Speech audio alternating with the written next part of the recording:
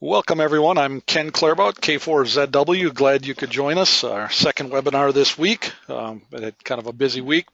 On behalf of the Worldwide Radio Operators Foundation, glad you could join us. A couple things I want to mention real quick. Most of you probably know this already, but for the Q&A session, be happy to take your questions.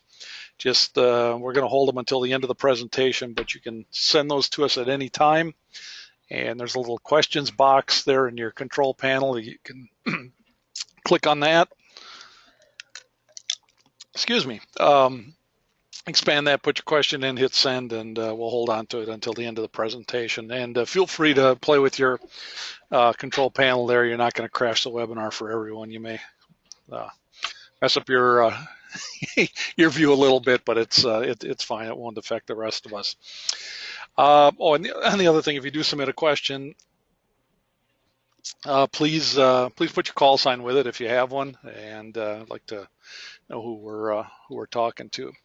So with that, I'm going to go ahead and turn it over to someone who is no stranger to our webinar program here, although we're kind of diversifying this time rather than talking propagation and stuff like that. Carl Lutzel-Schwab, K9LA, is going to talk to us about VHF and UHF solid-state RF power amplifier design. So Carl, go ahead and take it away. Sure enough. Thank you, Ken, and also thanks to the Worldwide Radio Operators Foundation for putting on these webinars. And I encourage everyone to go to that website, WWROF.org, and take a look at all the past webinars on a variety of subjects by lots of people. A lot of good information there, and I would hope that many more people take advantage of it and maybe even contribute too. So, as Ken said, I'm Carl, K9LA. Most of you probably know me from propagation type stuff, but propagation was just a very deep interest that I've had, kind of like a hobby. I had to make a living, and I did that with my normal job, and we'll get into that here. So let's get started here. So who am I? And well, I was first licensed in October '61, so that makes me an old timer. I enjoy propagation, DX contests, antennas, and vintage rigs. And by profession, I was an RF design engineer, and mostly, fortunately, I did one thing, mostly RF power amplifiers. Started with Motorola Land Mobile Division in '74 in Schaumburg, Illinois, transferred down to Fort Worth with Motorola. In '79, stayed there to '88. Did a lot of FM power amplifiers for Land Mobile, 30 to 512, 30 to 100 watts. Then in 1988, we decided to move back north because we wanted our kids to have grandparent influence. My grandparents are from Northwest Indiana. My wife's parents are from Akron, Ohio.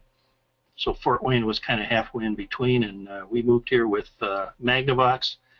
And like many other companies, it has changed names over the years, and we're now Raytheon. I retired in October 2013. Did more power amplifiers, same job, but just a different company. Kind of expanded, though. Did power PAs from 30 megahertz to 2 gigahertz and up to some sizable power output levels. And we did more than just FM. We did non-constant envelope waveforms like OFDM and AM, etc.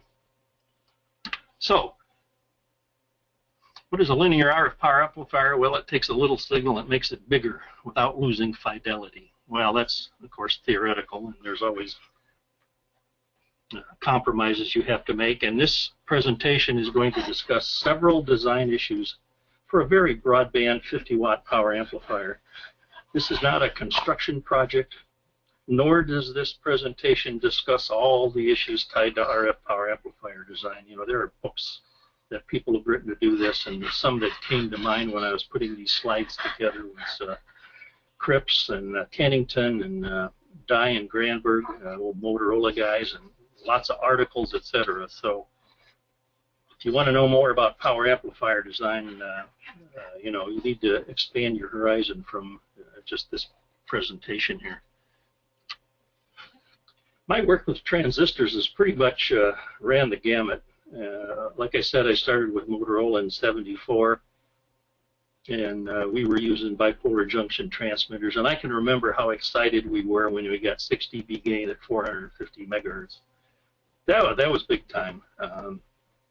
Although I had tube courses at Purdue, I never did tube design. I jumped right into transistors. Motorola, of course, had lots of legacy products back then with tubes in them, but Motorola was moving towards transistors. In about 1988, when I came to Magnavox, which is now Raytheon, started using vertical MOS, metal oxide semiconductors. And then 2000 to 2010, lateral LD MOS came on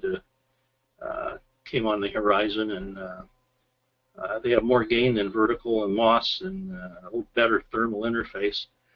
And when I retired in October 2013, it was about $1 a watt for LD MOS, something around that neighborhood. In 2010, until I retired, we started getting into gallium nitride. There's less dispersion of the output parameters versus frequency. In other words, it makes it easier to match it over a wide range of frequencies. The one issue that's kind of a minor problem is it's a depletion mode device. You need a negative gate voltage to turn it off, which says you got to do some voltage sequencing. You don't want to put the drain voltage on before the gate voltage, or you will draw lots of current, and probably not, the GaN won't survive, and I've done that before. When I retired in October 2013, gallium nitride was about $4 a watt. I don't know what's happened over the last 2 years, but I'm sure it's creeping downwards, and we'll probably see more and more GaN designs. Just a general summary of my designs, and basically some of the other guys at Raytheon. Generally, we used LD MOS in power amps below 1 gigahertz and narrowband PAs up to 2 gigahertz. But for extremely wideband stuff, you know, we'd go with GaN and just have to pay the price penalty. That's all. So, what we're going to look at is a 50-watt PA that goes from low VHF all the way up through high UHF for a multitude of waveforms. Now, when I say 50 watts, that can mean several things. When I say 50 watts in general, it means 50 watts peak envelope power capability. So you could run 50 watts continuous, you know, CW if you got a proper heat sink and a proper power supply. It'll do good at 50 watts peak envelope power for sideband. And if you're into AM, it'd be a good 12.5 watt carrier. That's because the AM peak to carrier ratio is 6 dB, which is 4 times. We're going to use an NXP BLF 645 push-pull LD MOS transistor. NXP was formerly Philips, and a Chinese company bought them, so we'll have to see what happens in the future here. Hopefully nothing's going to change. You know, everybody will still buy through distributors, and there won't be a supply chain issue with them. This amplifier would be suitable for 6 meters, 2 meters, 220 megahertz for 50 megahertz, and also up at 902 to 928. All those amateur bands are covered. There's some very initial design decisions that have to be made, and one of them is how are you going to bias these parts? And this amplifier, since it's intended to be used for single sideband, says it must have a decent amount of linearity, so it's going to be run Class AB, and of course Class AB also offers better efficiency than Class A, and of course the linearity is a lot better than a Class C amplifier. Now when you say Class AB, that means it could be very light Class AB, it could be heavy Class AB. So we'll take a look at that in a little minute here. There are a lot of other classes of amplifier operation: A, B, C, D, E, F, F inverse, S, etc. And I'm really not going to address those in this presentation. I'll let somebody else do that. Now, in addition to deciding what kind of quiescent current we're going to run on the devices, you got to think about some drain to gate feedback. And what that does is, the biggest benefit is it reduces gain at low frequencies for improved stability. Now, when you got a part that is capable of almost 20 dB gain at 902 megahertz, you can pretty well expect it's got a lot of gain down at the low frequencies, and it would help to kill the gain a little bit down there. Additionally, the drain to gate feedback can reduce the dispersion of the input impedance. And when I say dispersion, I mean the input impedance over the frequency range that you're using the PA could be all over the Smith chart, and that's not good for matching. So if you can make that Z inversus frequency into a nice tight arc, that would help your matching efforts. Also, the drain to gate feedback does somewhat flatten the gain across the operating bandwidth, so you don't have mucho gain at the low frequencies and a lot less at the higher frequencies. Also, we have to decide what kind of load impedance we want to present to the device. And the criteria for what load we want to present are threefold.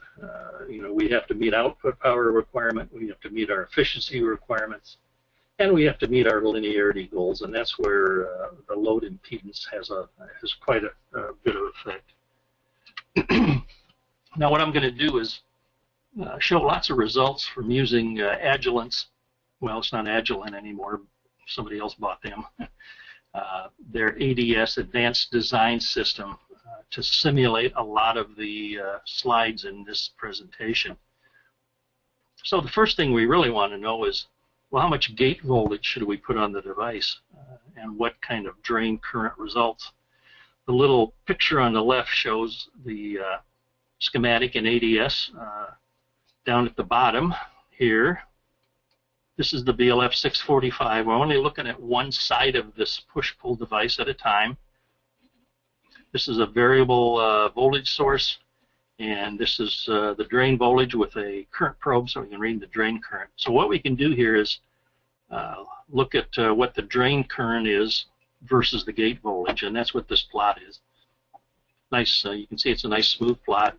You might not be able to read the numbers, but it goes from 1.5 to 2.5 volts and 0 amps all the way up to 2 amps. And here's a tabular data of running the gate voltage from 1.5 to 2.5. And you can see I've circled three areas. One is a gate voltage of about 1.95 volts. It's about 100 mils. That's kind of light AB operation. Here's another one. About 2.19 volts gives about 500 mils per side. That's, I call it medium AB. And if we wanted to put 2.45 volts on the gate or so, we'd end up around 1.5 amps on each side of the device. So with two devices, you'd be a quiescent current of 3 amps.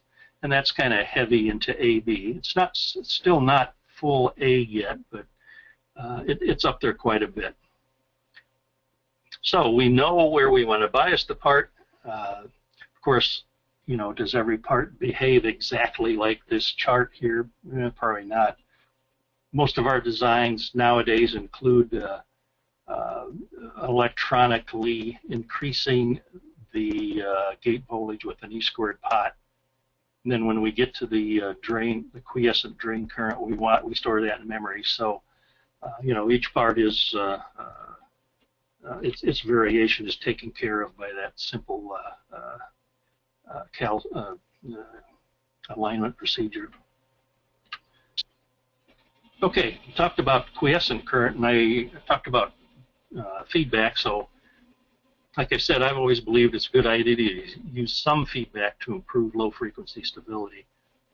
And most of the time, I use drain to gate feedback, basically an RLC circuit going from the drain of the part back to the gate. Sometimes you may need some additional series R at the gate or shunt R at the gate for stability.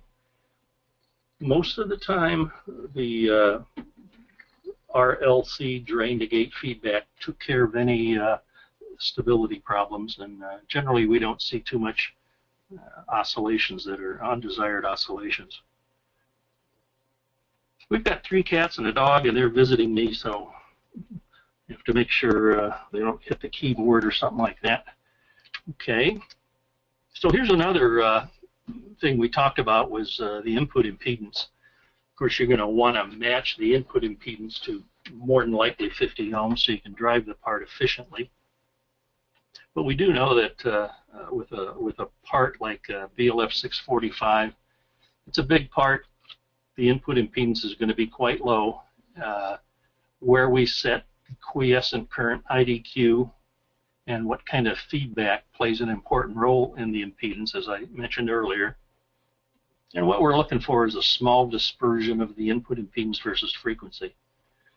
So we're going to take a look at combinations of the feedback R and IDQ. Okay, feedback R, we're going to vary from nothing, and in other words, it's infinite, so there's really no drain to gate feedback. If we had 800 ohms, and if we have 200 ohms. And for the quiescent current, we're going to vary it from the light AB, 100 mils, through medium up to heavy AB at 1.5 amps each side. And there's a schematic of it in ADS in the ADS software.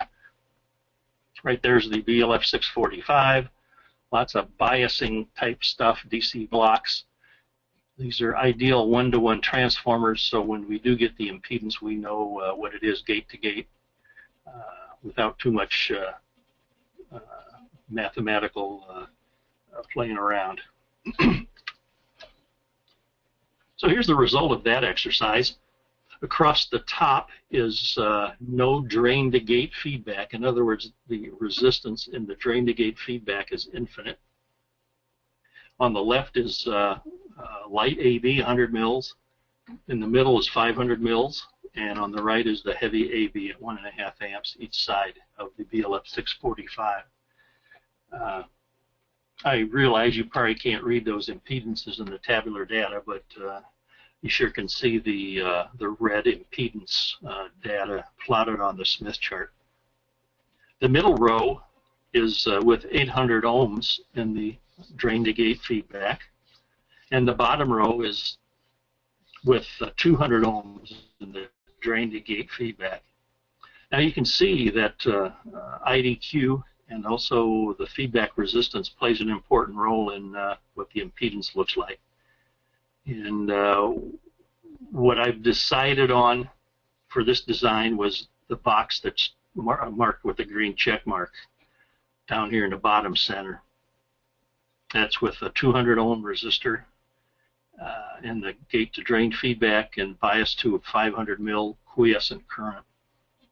You can see the impedance arc is a nice tight arc. The impedances are in a nice tight arc, and they're centered about 10 ohms. That is a 50 ohm Smith chart there. So that's what we're going to go forward with is 200 ohm drain to gate feedback and 500 mil IDQ. Now the 500 mil IDQ, as we'll find out later, is a very good bias point, and it's really is tailored for efficiency versus linearity.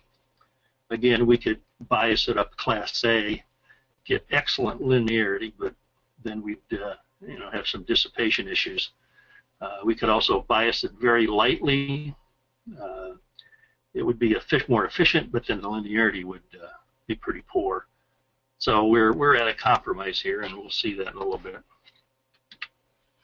Now, a caveat on those input impedances that I just showed on the last slide. They are S parameters, small signal type stuff. Gates are driven with small signals, so it really doesn't emulate what happens in the real part when you're driving it with a watt or a couple watts, and it's putting out 50 watts, etc. And what the bottom line is that when we do bias the BLF 645 to about 3 amps of drain current to emulate it operating in large signal condition, and terminate the VLF645 with a 26 ohm drain-to-drain impedance, which is about what it wants to see at low frequencies for 50 watts out. The large signal input impedances are very similar to the small signal input impedances. So this is a case of where two wrongs kind of make a right. You know, you got to just be aware of the conditions you're simulating and relate it to the real world. But those impedances we saw are very similar to what really is going to happen. So we can feel pretty confident in that. So with the 200 ohm feedback and 500 mil IDQ each side, the input impedance versus frequency was pretty well centered, about 10 ohms. And what that suggests is we can run with a 4-to-1 transformer as a good starting point. Now, we don't want to put it right at the body of the transistor. We want to put it a little bit away from the transistor on the input side. In other words, we're going to have a little L network as you go from the part to the 4-to-1 transformer. What that does is provides a little step up, and that's because the Z-in of the VLF645 decreases with increasing frequency. So we're kind of getting the part stepped up to about the 12.5 ohm point at the higher frequencies with that LC, and then the transformer will take over. Of course, at low frequencies, that little LC is kind of out of the picture down low. Okay, let's get into the output network design. So what, the big question is, what load impedance does the VLF645 want to see to make output power efficiency and linearity goals? Well, we can do a load pull and ADS with the chosen feedback and IDQ. Now, when I say load pull, what that means is we put various impedances at the output of the device and note what its gain is and what its efficiency is. Now we're going to make some definitions here. PDEL, it stands for power delivered to the load, and it's going to be in dBm. And PAE is power added efficiency, it's in percent. And you can see what PAE is.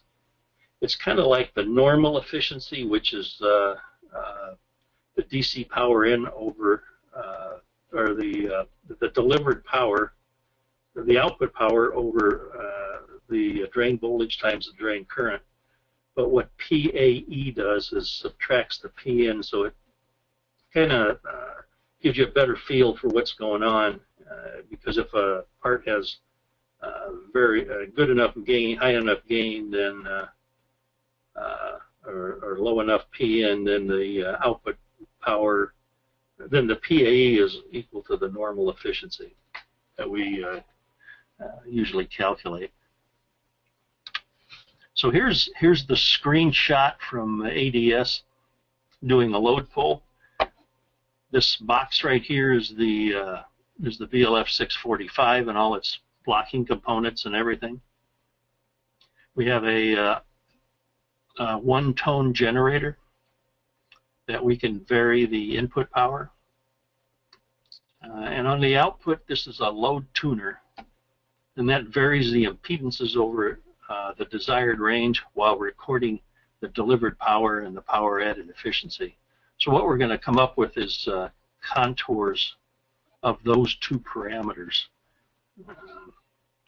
So let's take a look at some results here, and this comes from ADS also. What we're looking at is a Smith chart, and the blue contours are equal power delivered to the load, and the red contours are the contours of constant power added efficiency.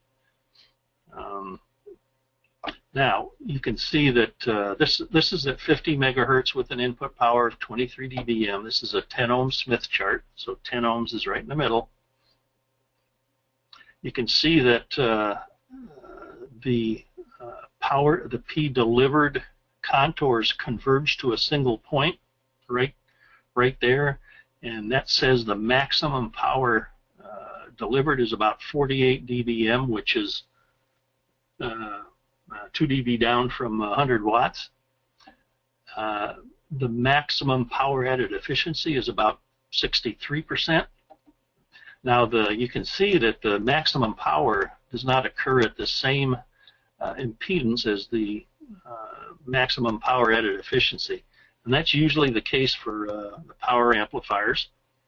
So you got to make a decision. What are you going for? Are you going for a highly efficient PA, or are you going for a high output power PA?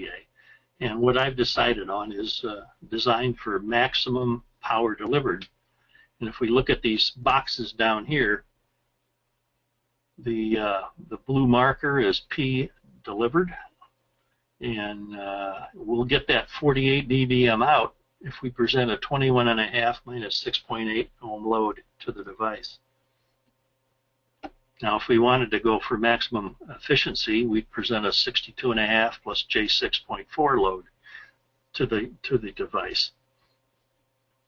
And of course, if you design for power delivered, you can see that you're several steps away on the power added efficiency contours, and your efficiency won't be as high as at maximum power delivered. But that's the price you pay, and you can't have it both ways. So if we do that load pull versus frequency, here's the tabular data that we come up with. I did it at the 1, 2, 3, 4, 5. I'm not sure why I put 750 megahertz in there. It's not an amateur band. I think I put it in there because the step from 440 to 902 was great, and I wanted to make sure wanted to make sure the curve was nice and smooth and the data was, going the right way. All these impedances are drain to drain, and they're plotted on that 12.5 ohm Smith chart.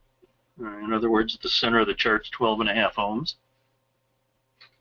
And you can see 50 megahertz is down on below the real axis to the right, and it comes around and goes up to 902 megahertz. It's above the real axis and a bit. Now, most of this is centered around 12.5 ohms, so that suggests we could use a 4-to-1 transformer on the output too.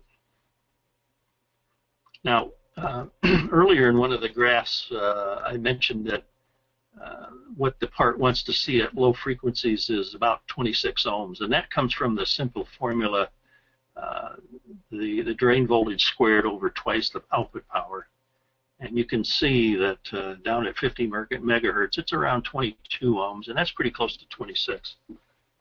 So that simple formula, drain voltage squared over twice the output power, it does give you a pretty ballpark impedance down at low frequencies. And as we move up in frequency, the desired load impedance decreases. Okay, so we lay out a board, get all the artwork done, and then we can go into ADS and we can model the board, simulate the board, and then we can put all the components on the simulated board. And this is what this shows. The VLF 645 is in the middle. There's the feedback. It's the 200 ohms is two 100 ohm resistors in series for dissipation issues. These two are 4-to-1 transformer on the input, and then of course, since this is balanced, we got to get to single-ended. So this is the 1-to-1 transformer getting to 50 ohm single-ended. On the output, we have a 4-to-1. We'll talk about this in a little bit. And then we go into a 1-to-1 also on the output into a single-ended 50 ohm load. Now this is the artwork. So we can model this whole thing and we can simulate it in ADS. So how good is that simulation? Well, what we can do is not use a VLF 645 in the circuit, but put a basically a 12.5 ohm resistor from gate to gate where the BLF gates would come onto the board, because that's about what we are shooting for. And we can look into the input connector and compare the simulation to what we actually measure. And that's how it came out. And it comes out very good. It goes from 50 megahertz all the way up to 910. You can see that the measured board plus the 12.4 ohm resistor looks almost identical to the measured data. We can do this on the output also.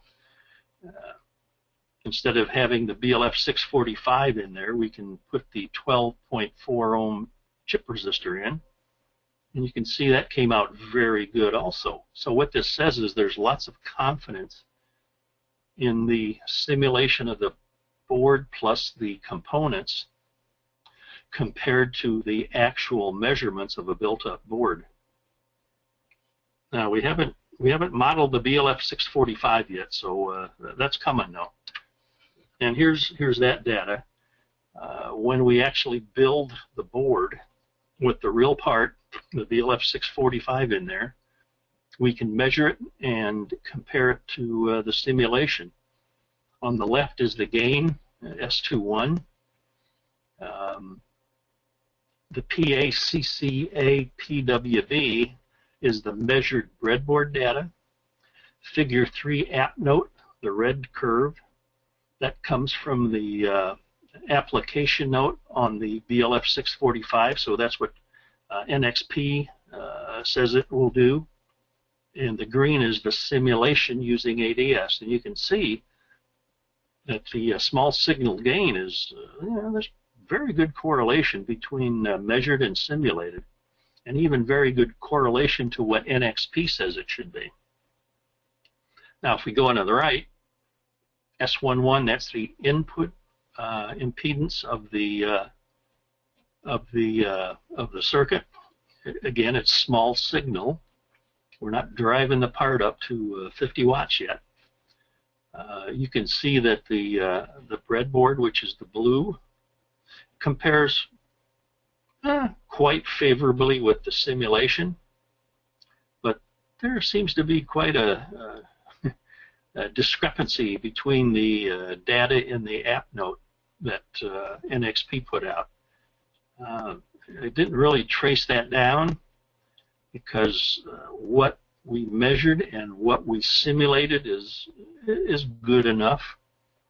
I suppose we could have, went after that and tried to track that down, but of course we don't, have any details of the app note data. We just have the data, so it might be kind of hard to resolve what the difference is. But the bottom line is, we get pretty good correlation between the simulation and the breadboard. Now here's a large signal comparison. This is with the BLF 645 giving us 47.5 dBm out. That's just over 50 watts. You can see there's measured and simulated gain versus frequency is extremely good correlation. And the current drain versus frequency is it's decent. There seems to be the same kind of trends, although especially up at 900 things are starting to diverge a bit. Still, it's very good correlation and very acceptable. Now here's some actual measured data.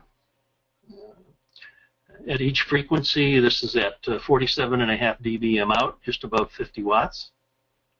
There's the input power in the third column. See, we're getting a pretty good gain. There's the gains in the fourth column. At 50 megahertz, we got 24 dB gain. 915, it does the part does roll off. Gives about 18 dB gain. Still not bad. It's a lot better than remember that 6 dB that we were happy with back in the 70s with the bipolars. We've come a long way. There's the current drain at each frequency. Using the 28 volts and the current drain and the output power, we can calculate the drain efficiency. And 2F is the second harmonic. 3F is the third harmonic. Of course, this is a push-pull design, so we would expect the second harmonic to be very good, and it is.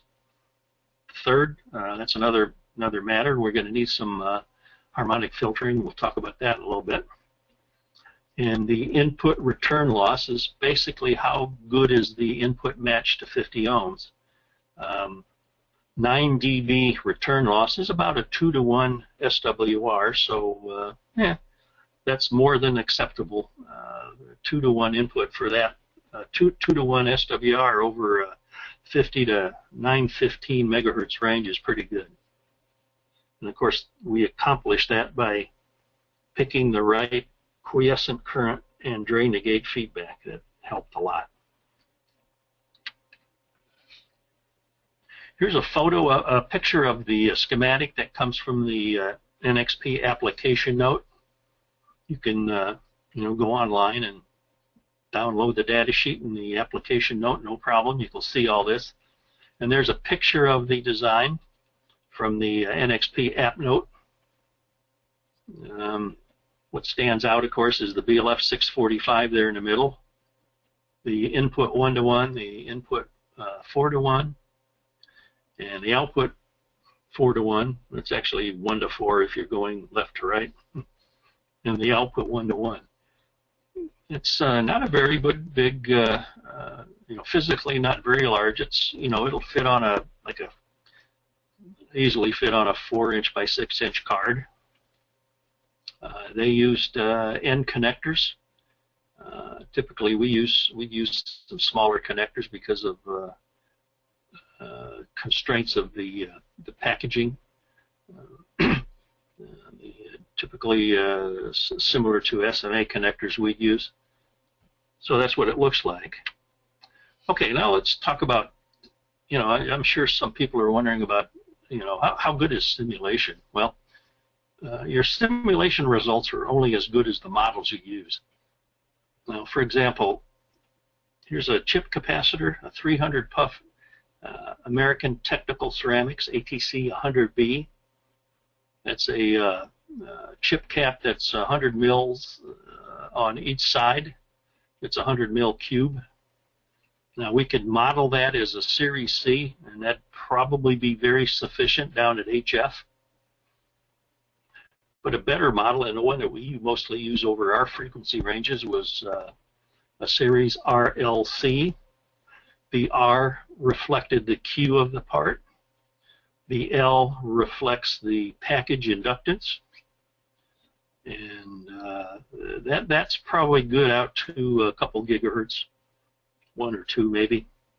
Of course, the best model is if you take one of those chip caps and carefully measure it on a network analyzer, and then you build a model from all the resonances you've seen. You can have a very good model of that chip cap that would work out to several gigahertz, in fact. And that's what that little chart on the image on the left does. It compares the actual measured data in blue. It's hard to see it because it's under the red. Compares the measured data from this network analyzer to the simulated data. And both of these images came from Mark Walker KB9TAF presentation. Mark is a fellow co-worker. He's younger than me, so he's still there, and he does a lot of simulation and gets very good results. Of course, we can talk about some other components. Like for resistors, usually a Series RL model is sufficient. For example, I talked about using a 12.4 ohm resistor to compare the breadboard small signal response to the simulated response. And it has an inductance of about 1 nanohenry, which is about inductive reactance of about 6 ohms at 900 megahertz. That's an 0805 chip resistor. 0805 means it's 80 mils by 50 mils, and it's about, 20 mils thick or something like that. So it's a pretty small little chip resistor, and it still has enough inductance that if you get up high in frequency, it's going to screw you up if you don't account for it. Inductors, generally what we do is just put them on a network analyzer and measure them, make it an S parameter file and use that in the model. Of course, what's going to happen is interwinding capacitance at the higher frequencies can make it not look like the inductor you think it is. RF transformers, that's an interesting one. Generally in our designs we use transmission line transformers, and we model them with a length of coax. You can see that on the right. You can see the piece of coax there, but what that model doesn't really include is the inductance of the outer shield of the coax. So what we do is we put it on a network analyzer, the exact piece of coax we're using, put it on the network analyzer and get a good picture of what that is. And you can see we add a data item, which is a S parameter file of our measurement. And what that does is it models the impact of the ferrite as an inductance on the outer conductor. So it's a very accurate way of modeling transmission line transformers, and if you have access to a network analyzer, it's pretty easy to do. Now, another thing you might wonder about is, we simulated gain, we simulated current drain and all that. What about intermodulation distortion? Well, you got to watch it. There's some areas of concern. How good is the transistor model? And the impact of ferrite on the transformers. The transistor model we don't directly have any control over, but we tended to use models that we felt very good about. We've actually selected transistors and not selected transistors based on we just didn't have any confidence in their model. But the NXP parts appear to have very good models, at least for the VLF 645, and so we can do some simulation of two-tone IMD, etc. Of course, the impact of ferrite, if normally we won't drive it far enough so that the core saturates and we have some problems. So we tend to ignore the impact of the ferrite on IMD because we don't think we're in the realm of where we screw things up.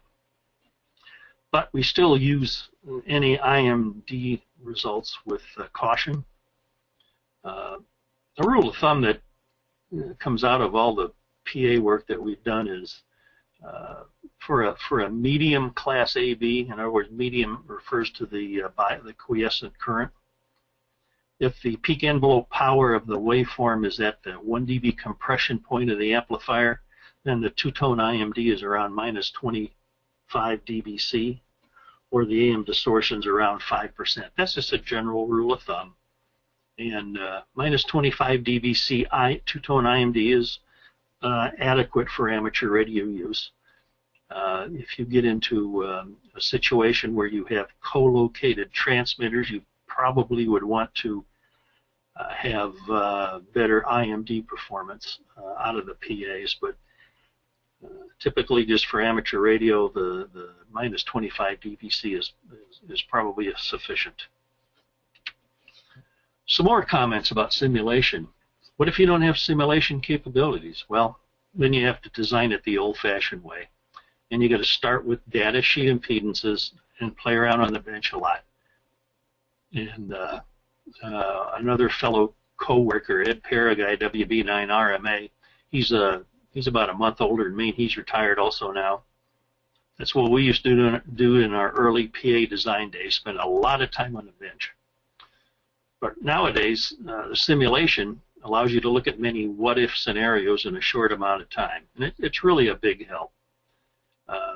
The model can be used for trends, and if it's good enough, it can be used for absolute results. And right now, the model of the transistor is usually the limiting factor. We've had very good results with the common parameters, gain, and drain efficiency, etc. We're still a little leery, like I said, of the intermodulation distortion because a little bit can screw you up a lot, and we're not sure how good the transistor is. I've never seen any good comparisons of, at least on the transistors we've been involved with, of measured versus simulated intermodulation distortion. I know there's some out there on other parts, and in general they've been pretty good. So hopefully, our simulations of IMD will be just as good someday. Now, one last comment, I believe. Yes, it is. The November 2015 QST had a product review of a 6-meter amplifier, and what it showed was a plot of P out versus P in. Well, there's a better way to characterize a PA, and that is taking that same data and plotting the gain versus the output power. Now, on the left, I used the BLF 645 design and plotted P out versus P in at various quiescent currents. You can see the light blue is 1 milliamp each side, so that's that's about Class B operation. The orange is a little bit higher bias, 50 mils. The gray is even higher. The yellow is 503 mils each side. That's about what this whole design was centered around. And the dark blue is 3 amps each side, which is 6 amps total, and that's pretty much puts it into Class A operation. Now, from that you can tell that, well, as you increase the input, the output gets bigger, right? Then you can also kind of see where that curve starts to flatten out, and you can see where the part starts to compress. But from that data, it'd be hard to tell anything more. So that's where we can do a gain versus P out. And that's the same data as on the left, but just plotting gain versus P out. Again, the light blue is very lightly biased. And of course, what you can see is the gain is very low, or the output power, yeah, the gain is very low at very low output powers. And the gain increases as you drive the part up. And as we bias it more and more, the gain gets flatter.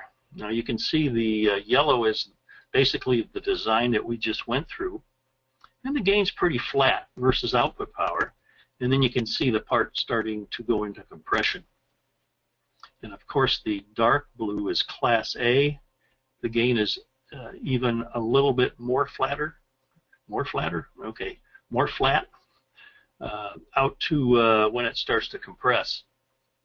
So from a gain versus P out plot, you can pretty much tell the class of operation. If the gain is flat, it's probably A or medium to high Class AB. It tells you the gain. Well, you can just read that right off the plot. It shows compression very nicely. The gain is flat, and then it starts rolling off, or the gain is increasing and starts rolling off. It also indicates the efficiency. If the gain is flat, that means it's biased kind of high and it's probably least efficient. It also indicates linearity. For linearity, for a non-constant envelope waveform, flat gain is the best. So that dark blue, the Class A, says probably it's going to give you the best linearity. In other words, the two-tone IMD is going to be significantly better than minus 25 dBc. Now, you can see that on the lightly biased PAs, the gain increases as the output power. That's called gain expansion. That's not good for linearity, so that's why we stay away from that. So here's a summary of everything. We discussed design issues for a broadband VHF-UHF PA. There's a lot more work needed for a complete design. As the tabular data showed, PN was from 0.2 to 1 watt to get the 47.5 dBm out. We could add some gain compensation on the input. You need a power supply, 28 volts at 7 amps. Heatsink, with the data I presented, the max dissipation's around 120 watts, so you got to get that heat out of the part. You're going to need 5 harmonic filters. Of course, the push-pull eases the 2F rejection. You can see that on slide 22. You'll probably need a TR switch, transmit-receive switch. Relays are probably the easiest. You could use pin diodes. You can always put a directional coupler in the output so you can monitor forward and reflected power. You could even use the forward power for automatic level control, ALC, to level the power versus frequency. Then you got to add some variable gain devices at the input. Just gets more complicated, and that may be what's needed due to the complete design.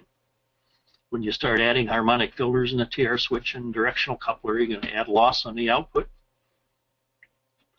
Simulation's a big help, but of course what determines success or failure is really the bench performance. And if you have accurate models, they will give accurate simulations. Finally, I'd just like to say thanks to WB9RMA and KB9TAF, fellow co-workers, for their comments to these slides. So that's it, Ken. All right. Very good. Well, thank you, Carl. Okay.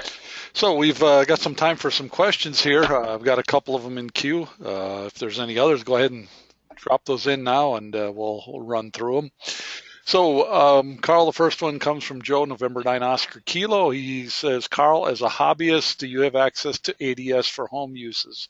It's an excellent tool which I use professionally, but not sure how to use it at home.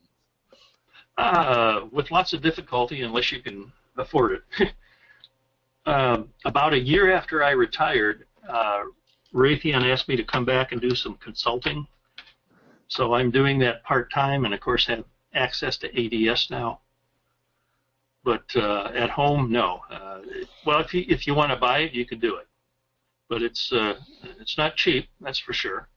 So it'd probably be out of the reach of most people at home.